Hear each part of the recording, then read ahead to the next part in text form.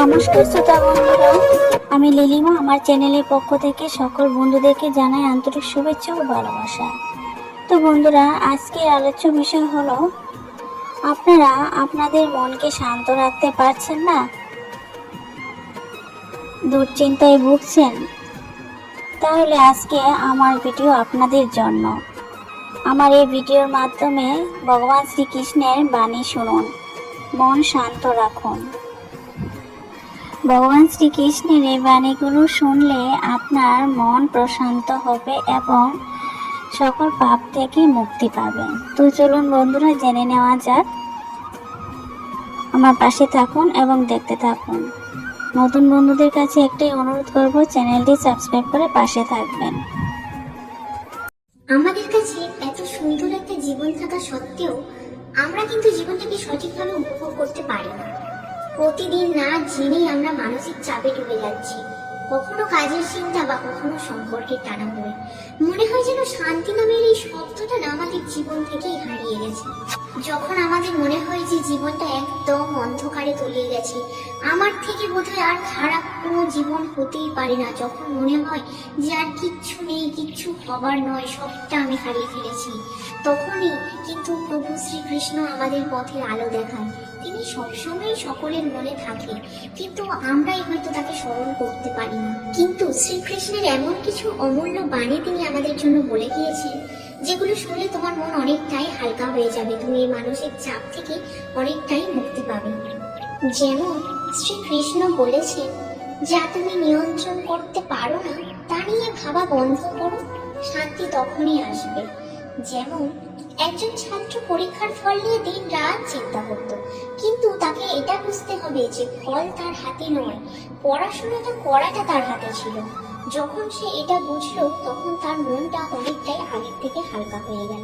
শ্রীকৃষ্ণ বলেছেন, মনকে স্থির করতে চাইলে কাজ করো, ফলের চিন্তা কখনো করো না।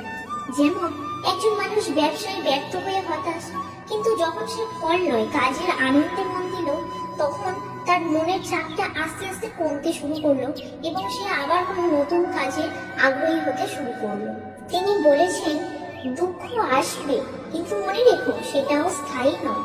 যেমন একজন মানুষ প্রিয়জন হারিয়ে ভেঙে পড়েছে, কিন্তু সময়ের সাথে সাথে যখন সে হাসতে শিখল, তখন বুঝলো যে কষ্ট জীবনের আরেক শিক্ষা। শ্রীকৃষ্ণ বলেছেন, মন যত বেশি অতীতে ঘোরে তত বেশি ক্লান্ত হয়। যেমন একজন মেয়ে পুরনো কষ্ট ভুলতে পারে না, প্রতিদিন সেই স্মৃতি তাকে কষ্ট দেয়, কিন্তু যেদিন থেকে সে বর্তমান মুহূর্তে বাঁচতে শিখলো, সেদিনই তার মন শান্ত হলো আর সে মানসিক চাপ থেকে মুক্তি পেল। মনে রাখবে, রাগ হলো আগুন, তুমি তাকে ধরলে তুমি নিজেই পড়বে। যেমন কোনো বন্ধুর সঙ্গে ঝগড়া করে কেউ সারা দিন চিন্তা করছে, মন ভারী হয়ে আছে, কিন্তু যখনই তার মধ্যে ক্ষমা করার কথা আসবে না, তখনই দেখবে মনটা অনেকটা হালকা হয়ে যাবে। যে নিজেকে জানে সে আর ভয় পায় না। যেমন একজন মানুষ বারবার ব্যর্থ হচ্ছিল, তার নিজের মধ্যে আত্মবিশ্বাস হারাচ্ছিল যে আমি কিছুই পারি না, আমি কিছু করতে পারবো না, কিন্তু যখন থেকে সে নিজের ভিতরের শক্তিকে ছিল, তখন আর কোনো ভয় তাকে ছুঁতে পারেনি, কারণ তখন তার মতো সাহসী ব্যক্তি আর হয়তো কেউ হতেই পারে না।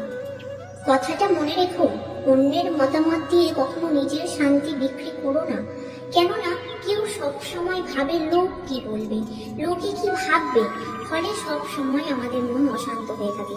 কিন্তু যখন থেকে বুঝবে যে নিজের সুখী আসল, কে কি ভাবলো, কে কি বললো, এগুলো থেকে যদি নিজেকে বের করতে পারো না, সেদিন থেকে তোমার মতো মুক্তি হয়তো আর কেউ করতে পারবে না, আর দেখবে তখন মনটা অনেকটাই হালকা লাগবে। শ্রীকৃষ্ণ বলেন, কৃতজ্ঞতা মানেই মানসিক মুক্তি। যদি একজন মানুষ প্রতিদিন অভিযোগ করতো তার নিজের জীবনের প্রতি, কিন্তু একদিন সকালে সূর্যোদয় দেখে সে মনে মনে ভাবলো যে না, আমি তো এখনো বেঁচে আছি, এটাই তো আমার সব থেকে বড় পাওয়া, এটাই তো আমার সব থেকে বড় জীবনের একটা আশীর্বাদ, তখনই মনটা আস্তে আস্তে শান্ত হতে থাকলো।